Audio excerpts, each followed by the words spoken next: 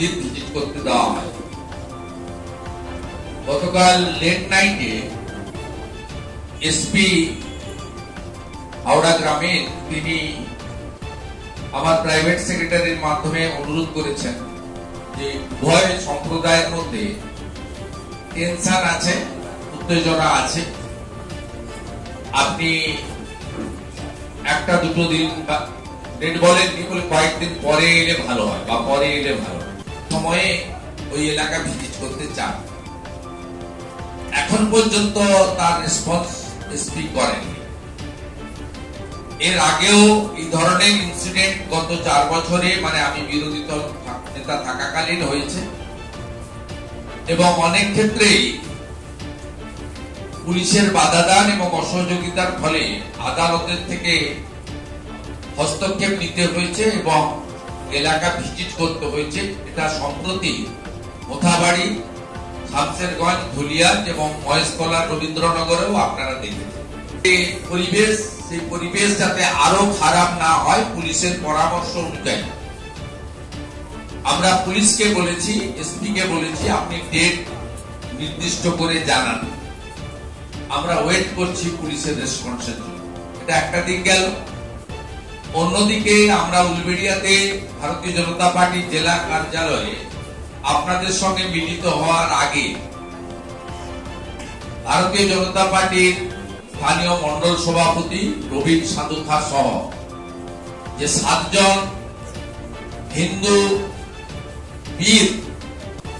হিন্দু বীর তারা গ্রেপ্তার হয়ে আছেন, তাদের পরিবারের সঙ্গে মিট করেছি।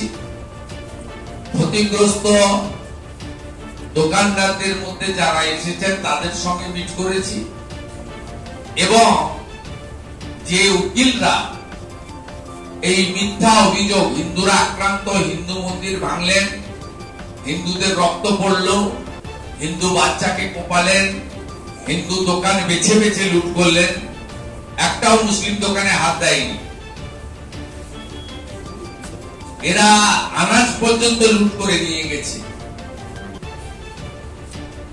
সেই জায়গায় আমাদের লয়ার টিমের সঙ্গে আমরা মিটিং করলাম।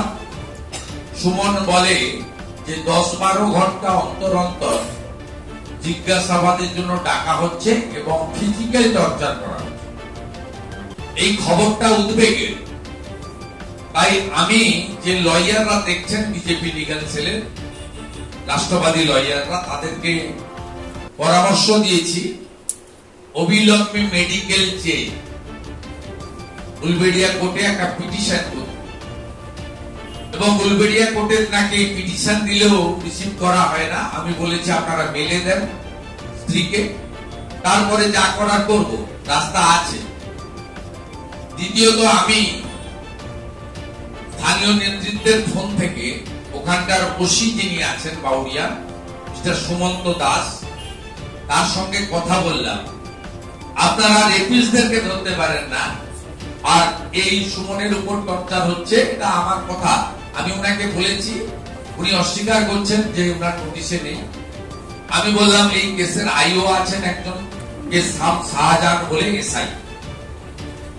আমি ওসিকে বলেছি, দেখুন মুঘল পাঠান আমলে শাহজাহান ছিল, সেই শাহজাহানদের রাজত্ব এখন নেই।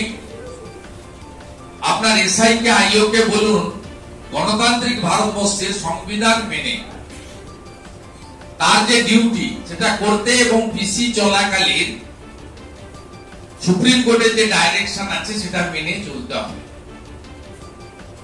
তিনি বা তার পার্ষদরা সুমনদের, রোহিতদেরকে পেটাবেন আর আমরা চুপ করে বসে দেখবো, দুটো কাজ একসঙ্গে হবে না। কোর্টে আমরা যাব। আমরা আজকেই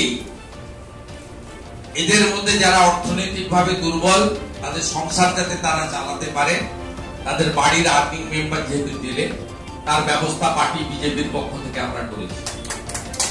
আহতদের সম্পূর্ণ চিকিৎসার দায়িত্ব বিজেপি নিচ্ছে। ক্ষতিগ্রস্ত দোকানদারদের মধ্যে যারা এসেছেন এখানে, তাদেরকে আমরা অর্থনৈতিক সাহায্য দিয়েছি প্রাথমিকভাবে, হয়তো সম্পূর্ণ নয়, আংশিক। তাদের দোকান চালু করতে বলেছি। আরো অর্থ লাগলে আমরা ভারতীয় জনতা পার্টির পক্ষ থেকে দেব।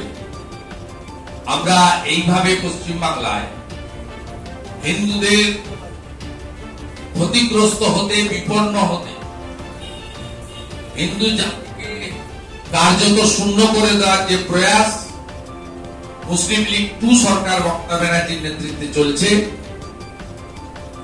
আমরা এটা কোনোভাবে বরদাস্ত করব না। এসপি কে 9 তারিখ থেকে কানেক্ট করা হচ্ছে। যেহেতু আমি এলওপি, আমাকে কিছু প্রোটোকল মানতে হয়। আমি এটা এসপি কে জানিয়েছিলাম, উনি গতকাল সন্ধ্যাবেলা রেসপন্স করেছেন। তারপরে রিটার্ন মেল দিয়েছি, আমি এটা ডকুমেন্টে আপনাদের দেখালাম। আমি ওয়েট করছি, পুলিশ যদি 24 ঘন্টার মধ্যে রেসপন্স না করে, তাহলে যে পদ্ধতিতে আমি রবীন্দ্রনগরে গেছি, ধুলিয়ান শামসেরগঞ্জে গেছি, মোথাবাড়িতে গেছি, এখানেও ঠিক একই পদ্ধতি অবলম্বন করে এলাকায় যাব। 163 শেষ হয়ে যাচ্ছে, যদি এক্সটেনশন না করেন তাহলে করতে দিতে বাধ্য। যদি থানাতে পুলিশ বাধা দেয়, আমি জেলা প্রেসিডেন্ট সহ এখানে আমার সাথে 3 প্রাক্তন সভাপতি আছে, অরুণ দা, অনুপম দা, প্রত্যুষ দা, এবং কার্যকর্তারা সকলেই আছেন, আমাদের পদাধিকারীরা।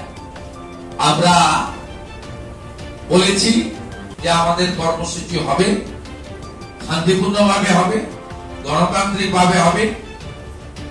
কোন উত্তেজনা আমরা ছড়াতে আমাদের লোকেরা যাবে না। আর যদি করতে ওরা না দেয়, 163 কে এক্সটেন্ড করে, তাহলে 5 লাখে এসপি অফিস